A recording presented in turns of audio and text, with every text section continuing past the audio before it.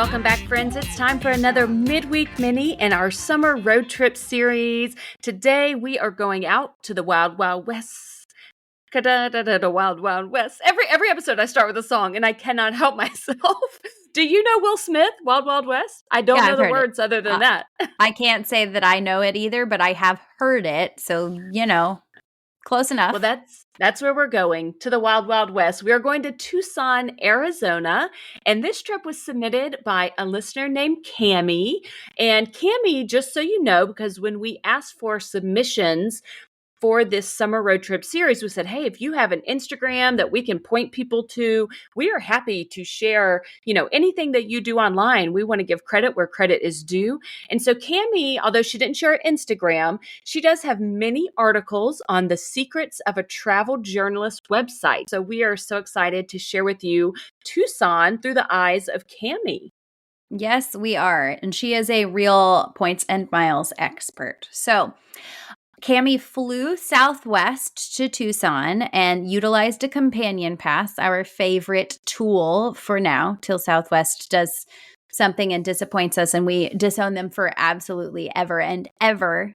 If you touch my companion pass, Southwest, I've got thoughts. We're done. We're done. Forever.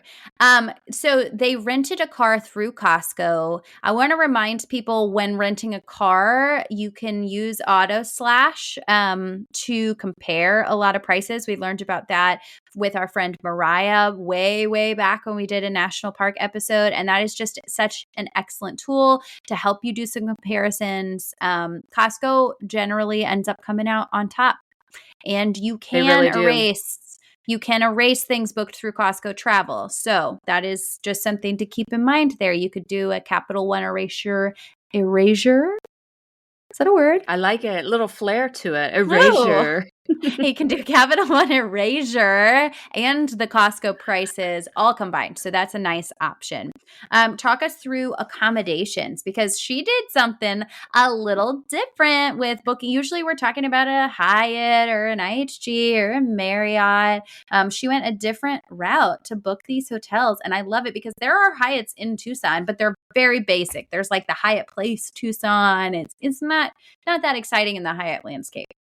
Yeah, no character there. So I really love this episode. And one reason that we chose to highlight Tucson for you guys is because this is a great example of using the Capital One Venture X yearly credit. So with the Capital One Venture X, there's a $395 annual fee, but a large chunk of that, $300, they give you back in the form of a travel credit that can be used to book things through the Capital One travel portal. So Cammie, her and her husband both have Capital One Venture X cards. So they booked two different properties, both through Capital One Travel, using their $300 travel credit. So the first hotel that they booked was called Three Palms, and they stayed there for 2 nights, and that used $149 of the $300 travel credit that Cammie had through Capital One Venture X. And then she also used a little bit of miles, 9,187 miles. The total price was $241. I can't say 100% for certain why she broke it up, with some paying with dollars from the credit and some with miles. My guess is that maybe some of the credit was already used, so she used the rest of her credit and then supplemented that with some Capital One miles, which is awesome. I love the flexibility there. And the Three Palms, she said she really liked because they had a really huge fitness room, a pool, hot tub, a putting green, which I can tell you right now would be a hit with my family. We love a putting green. So the Three Palms sounds like a really fun, unique option that's not so mainstream to be using your, big brand points. So that's a great option for the travel portal.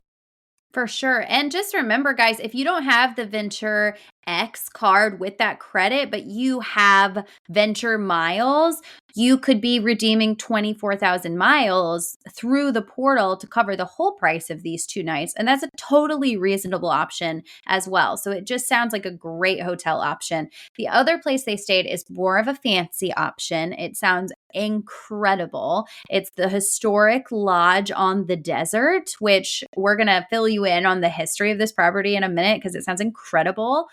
They just did one night here. They used $242 of her husband's $300 travel credit, again, assuming maybe some credit was used for something else. And then 1,500 miles, which is, just a tiny little bit over. So again, this one is about 25,000 Capital One miles for one night if you are just going to redeem it without using a credit. So again, it's a totally reasonable option. And Capital One miles are getting easier and easier to earn with the Capital Yes, One they are. offers. Oh my gosh, that shopping portal is on fire. Do not confuse Capital One offers with Capital One shopping. This is a tangent, but Capital One offers is in fact a shopping portal. Capital One shopping does not earn you miles in the same way at all. In my opinion, it is not that valuable unless someone knows something I don't know.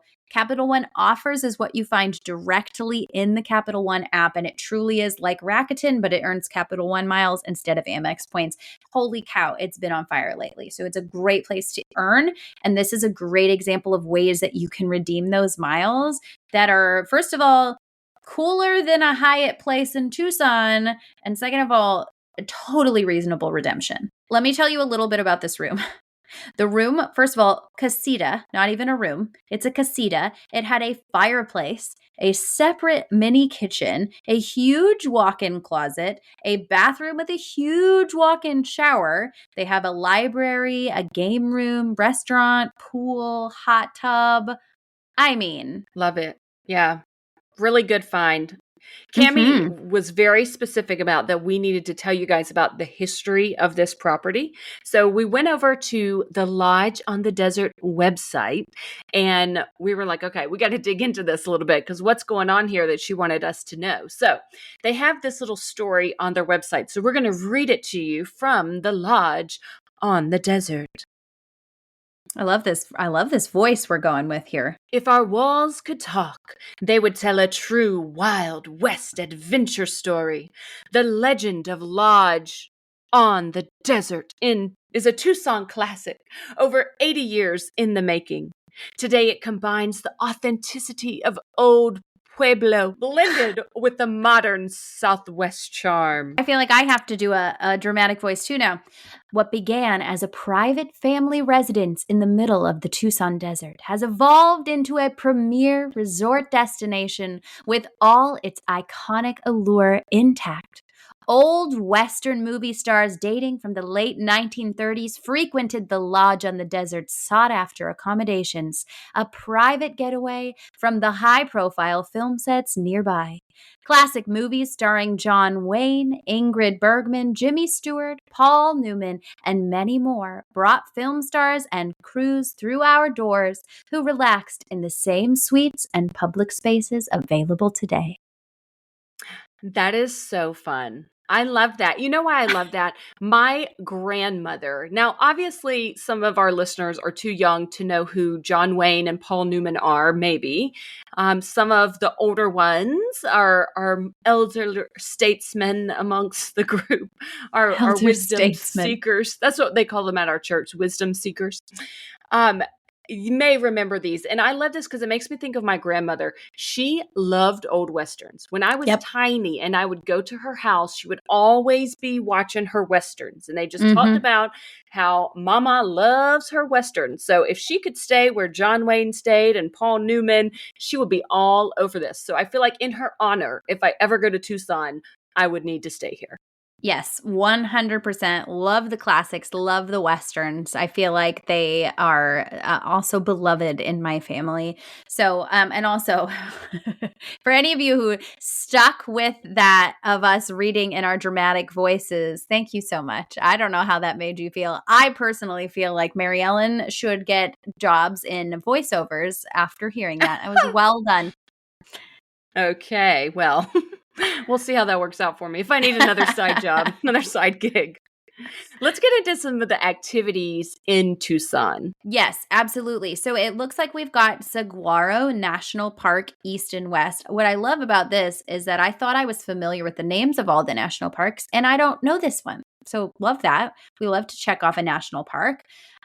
Titan Missile Museum Tour. Biosphere 2.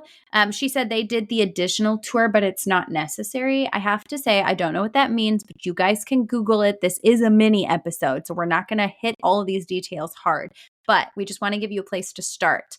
Mount Lemmon, apparently, if you're doing Mount Lemmon, you got to ride the ski lift, have a cookie at the cookie cabin, which is the cutest little name I've ever heard in my life, and then stop at the overlooks and do some hikes.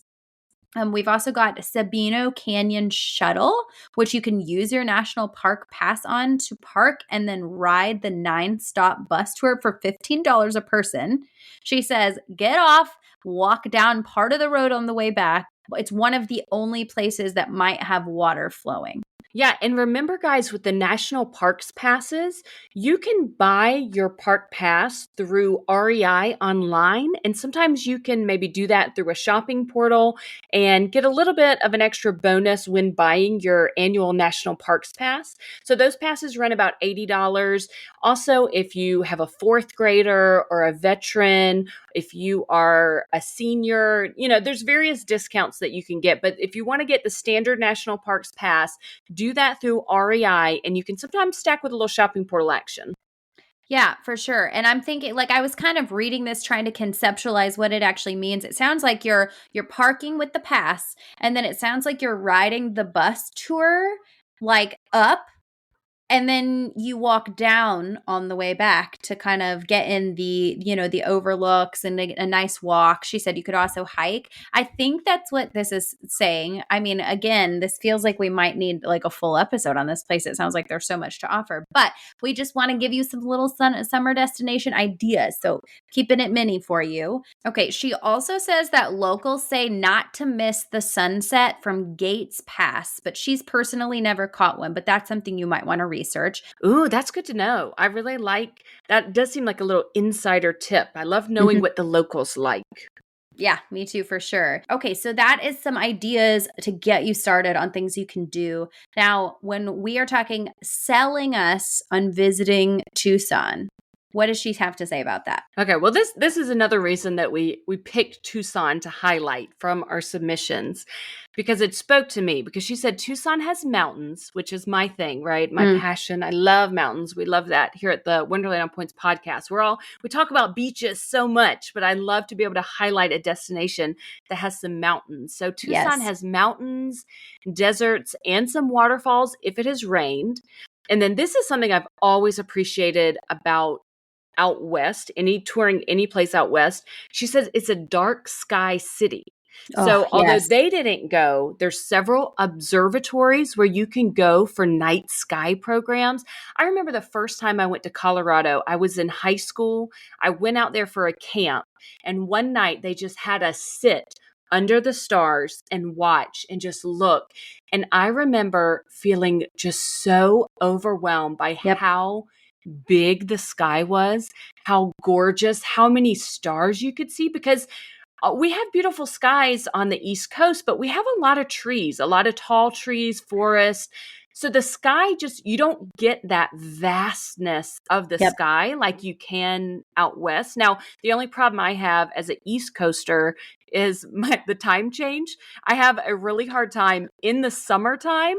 When I go out west, I can't seem to stay awake long enough, late enough to actually see the stars. When I took my kids out we went and saw the national parks in Utah. That's what I told them all about. I kept talking about, can't wait for y'all to see the sky at night, the sky at night. And I was so tired by the time like 7 and 8 p.m. rolled around that I couldn't, because I was already like 10 p.m. East Coast time. And so I never really even made it to see the stars. So hopefully you guys would do better than me in Tucson with seeing the stars. Yeah, that's a personal favorite for me. I remember the stars in Colorado when I was a kid, and I've never forgotten them. I remember feeling like it was really the spaces between the stars were what you could count because there were so many stars you couldn't even come close to possibly counting them. And It's life-changing. it Look at this. is. Both of us remember our first time ever seeing a big sky like that. It's impactful. Yeah, it is. And you just don't get it when you have like light pollution and lots of trees or anything like that. So it is something special. What else is super interesting about Tucson is it's designated a city of gastronomy, and it's one of only two in the United States. And if you guys don't know what the word gastronomy means, because to me this sounds like something medical and it makes me think of the word gastrointestinal, which kind of makes sense. It means the practice or art of choosing, cooking, and eating good food. So, to be designated the city of gastronomy sounds like a pretty big deal. Apparently, the food is delicious. We should have led with that, guys. There's no other reason needed to visit Tucson except for the food, apparently. Yeah, and there's so many things within driving distance as well. Some national monuments, some caverns, colossal cave for underground exploration, and some old western towns. One specifically she names is Bisbee, where you can do a mine tour, or Tombstone, Arizona, which by the way is on my husband's list of places that he wants to go. Tombstone, Oh, Arizona. really? Yes, yeah, it's on the list. The So yeah, gunfight reenactments. yeah, 100%. He wants to go to the Old West town. That's so his vibe. So, honestly, Tucson sounds like a very, very fun place to go. It kind of was already on my radar a little bit, but way more so after such a great description. Yeah, we want to go to all the national parks. My husband, my son, that's one of their like bucket list travel goals. So we need to go over there anyway so we can go to Saguaro National Park. So I Hmm. think this makes me a lot more excited about the possibilities of going there though, because I always kind of thought, oh, what's there besides the park? I never really dug into it, but now I can see a whole trip forming and I really am excited about it. Yeah, for sure. Me as well. She said what surprised her was how hilly it was. She expected the city to be flat, but it is not. And so she said there were some pretty windy up and down roads and mountain pass roads. So for my motion sick friends, plan in advance if you're going to be the passenger in that kind of road. For sure. Now, we would be remiss if we told you that it was the city of gastronomy and did not actually tell you some of the incredible delicacies that you can only get in Tucson. So, thankfully, Cami didn't leave us hanging. She did give us some restaurant recommendations. Yeah. So we've got a Sonoran hot dog from BK's. And it could be Sonoran or it could be Sonoran, and you're just gonna have to come for me if I said it wrong. I don't actually know. Apparently, or you could try a hot dog cart like Sinolanese or Ruiz. Those are options. Okay. Apparently, at El Charro Mexican, which by the way, guys, turns out it's kind of like a famous spot. You can order from them on Gold Belly using your Amex credit. But the three tamale temptation is apparently a good go to, or the carne seca. And if you guys don't know what that is, it is a dried beef that is not made very many places. This is one of the places that it's made in the world. It is literally dried in the sunshine and then simmered with like spices and tomatoes and chilies and stuff like that. It sounds incredible. What are the other options? Okay, you could go to Redbird for the Die in Your Sleep 3x3 burger to share. So I'm thinking that's pretty big. And if you need to cool off a bit, if you've been in the hot Tucson sun all day and you need to cool off, there is something called an EG at a place called EG's. And Cami recommends that we try the lemonade and strawberry combo, which sounds delightful. It's a frozen drink. Sign me up right now. Sounds wonderful. And I would just like to go back to that Gold Belly for the carne seca. I gotta say, it's rare that I've used my Amex Gold monthly credit for Gold Belly, but I have done it. And I feel like this would be a very acceptable use of it, because the only time I ever go on Goldbelly is if I want something that is so special, so unique to a certain place that I can't get it anywhere else. Like a Chicago pizza, deep dish pizza that's truly from Chicago, you can get it on Goldbelly. I've gotten a caramel cake from this place in South Carolina in Spartanburg. Mm.